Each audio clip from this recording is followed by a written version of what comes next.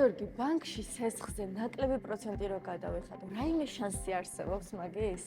კი, შესაძლებელია იპოთეკურ სესხზე ოფსეტის ფუნქციით, რომელიც გაძლევს საშუალებას, რომ თუ გარკვეული თანხა გიდევს ოფსეტის ანგარიშზე, ყოველთვიურად პროცენტში ნაკლები გადაიხადო ამ იპოთეკური სესხის. ახლა როგორ ხდება ეს? ხსნი იპოთეკური სესხის ანგარიშთან ერთად ოფსეტის ანგარიშს ბანკში, რომელიც იგივე ვალუტაში უნდა იყოს, რა ვალუტაშიც გაქვს სესხი და მაგალითად თუ სესხის ძირზე დარჩენილი გაქვს 50.000 ლარი და გაქვს თავისუფალი თანხა 10.000 ლარი, რომელიც გიდევს ოფსეტის ანგარიშზე.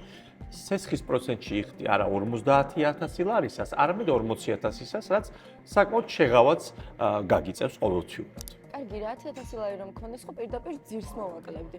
აქ არ არის ისეთ 10.000 ლარზე საუბარი, რომელიც აღარ გჭირდება და შეგიძლია თქვა სესხის ძირზე შეიტანო და შეამციო სესხის ძირს. თქვა აიღე ხელფასი, რაღაც თანხა ჩაგერიცხა, ხო?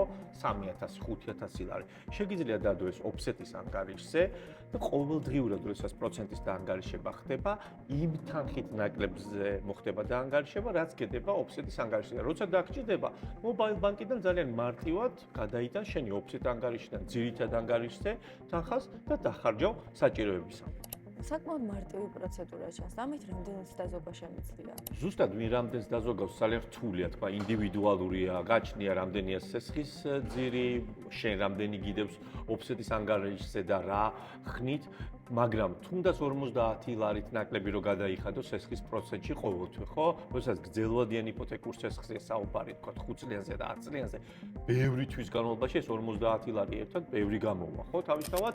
ო, მაგარია.